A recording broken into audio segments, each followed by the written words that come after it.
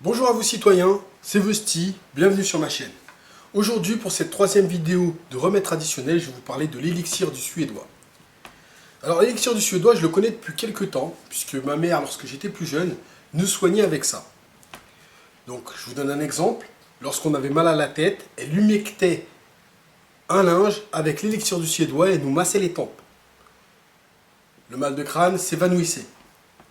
Lorsque par exemple que mes sœurs avaient des problèmes de menstruation douloureuses, elle leur faisait boire de l'élixir du suédois dans du thé. Pareil, les douleurs s'évacuaient. Lorsqu'on se foulait une cheville, elle nous mettait du gros sel avec de la cannelle sur la cheville, elle nous entourait ça d'un linge et elle imbibait d'élixir du suédois. Et ça nous soulageait également et ça nous aidait à guérir plus vite. Donc l'élixir du suédois, c'est un produit naturel fait à base de plantes.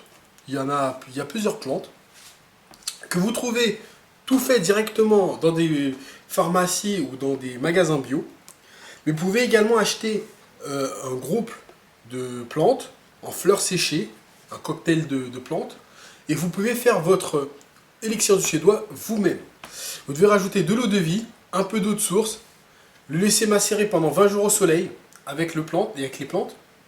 Vous secouez un petit peu tous les jours, tout en sachant que plus vous laissez ces plantes macérer, plus le remède est efficace. Alors, d'où est-ce que ça vient l'élixir du suédois? C'est un monsieur, un docteur professeur en médecine suédois, le docteur Sams, S-A-M-S-T, qui était également le recteur de l'Académie de médecine de la Suède au XVIIe siècle. Et cet homme a amélioré une ancienne recette vénitienne en rajoutant quelques plantes en plus, et ce qui donne le cocktail élixir du suédois. Alors ce monsieur se soignait avec, toute sa famille l'utilisait pour tout et pour rien, l'élixir du suédois, et il soignait également ses patients avec. Donc, ce monsieur a vécu jusqu'à l'âge de 104 ans, et il est mort d'une chute de cheval alors qu'il faisait de l'équitation. Il y a beaucoup de membres de sa famille également qui ont atteint un âge canonique. On attribue cela à l'élixir du suédois. Alors, qui est-ce qui a popularisé l'élixir du suédois? Pour la petite histoire, c'est Maria Treben. C'est une Autrichienne qui est devenue herboriste. Pour sa petite histoire, elle a été atteinte dans sa jeunesse du typhus. Et lorsqu'elle était à l'hôpital, avec les diarrhées, elle perdait du sang, elle avait du mal à se remettre, elle avait des douleurs. Et une dame lui a apporté ce petit breuvage marron. Et elle en a été sortie guérie. C'était une révélation pour elle parce que par la suite, elle s'est intéressée aux plantes. Et notamment à cet élixir du suédois. Elle en a écrit un bouquin qui a popularisé le sujet au monde entier. Ce livre a été vendu à plusieurs millions d'exemplaires et a été traduit dans plusieurs langues. Ce médecin suédois, le docteur Sams, a écrit un manuscrit qui date du XVIIe siècle pour expliquer comment lui servait de l'élixir du suédois pour soigner telle ou telle pathologie. Ce manuscrit, je vais vous le laisser en téléchargement, en PDF, dans le lien en dessous de cette vidéo. Comme ça, vous pourrez consulter les différentes applications que vous pouvez avoir avec l'élixir du suédois. Je vais vous laisser également le livre qu'a écrit Maria Treben sur le sujet. Alors Maria Treben, comme je vous l'ai dit tout à l'heure, c'était une herboriste qui a consacré sa vie à l'élixir du suédois et aux plantes en général. Elle a écrit un bouquin qui s'appelle La santé à la pharmacie du bon Dieu.